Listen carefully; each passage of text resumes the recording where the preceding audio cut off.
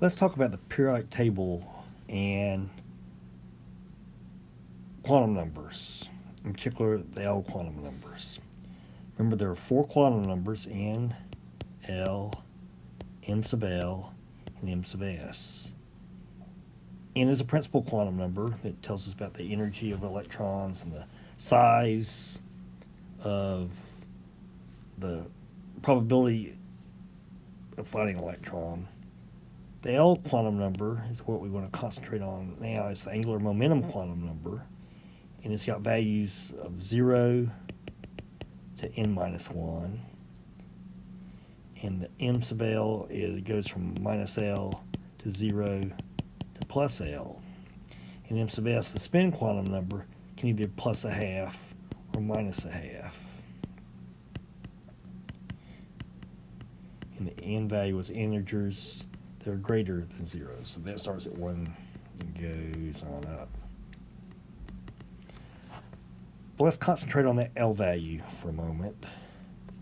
And we said that, for example, when n is equal to 1, the only possible L value is 0, and the M sub L values can only be 0. And that an orbital can hold a maximum of 2 electrons. And so for this purpose, and this purpose only, we're going to pull helium over to this side of the periodic table. Put it right next to hydrogen. And so these two rows, the 1A and 2A, the alkaline metals and the alkaline earth metals, plus helium, this is going to be what's going to be the S block. That when we talk about the outermost electrons, which are the valence electrons, which are the outermost electrons, and when we put those into an atom, or describe those, that those go into the S block. And so, if L is equal to 0, M sub L is equal to 0, an orbital can hold a maximum of 2 electrons, one electron with a spin of plus a half, one electron with a spin of minus a half. Hence, we've got these two rows that correspond to those 2 electrons in any particular S orbital. Once we get up to n equals 2, we have the possibility of L being 0 or 1. And if L is 0, M sub L can only be 0. And L can be minus 1, 0, or plus 1. So there are 3 values for M sub L times 2 electrons per orbital with spins of either plus a half or minus a half. So that means the max number of electrons that we can hold are 6 electrons in those trio of M sub L orbitals. And so if we look at boron through neon, this is what we'll call the P block. There's 1, 2, 3, 4, 5, 6 columns that you can think of corresponding as those 6 electrons that we can put into any principal quantum level that has an L value that is equal to 1.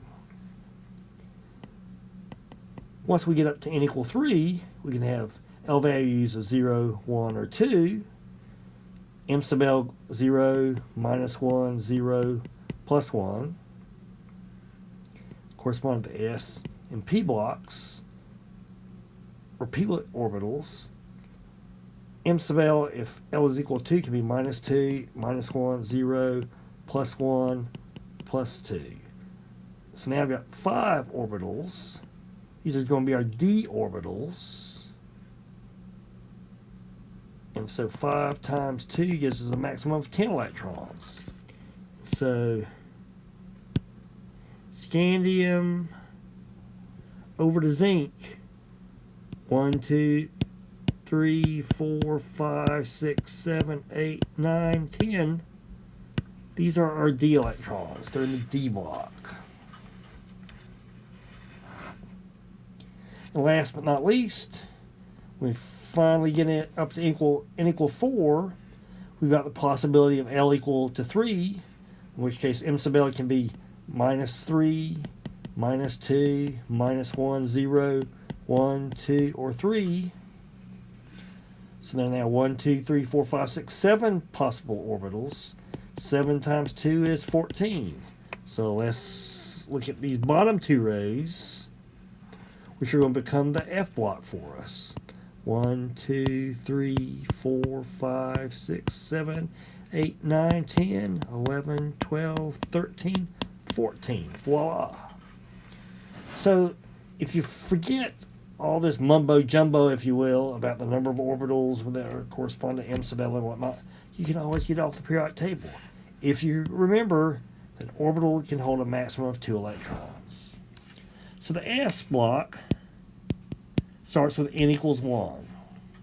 That's the lowest possible value you can have for n. The P block, if you notice, there is no 1p.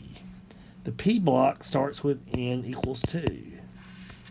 And that falls out of our solutions to those wave mechanical equations where L has to be at least one integer value less than what n is. So there's no such thing as a 1p, because you can't have n equals 1 if you have a p orbital.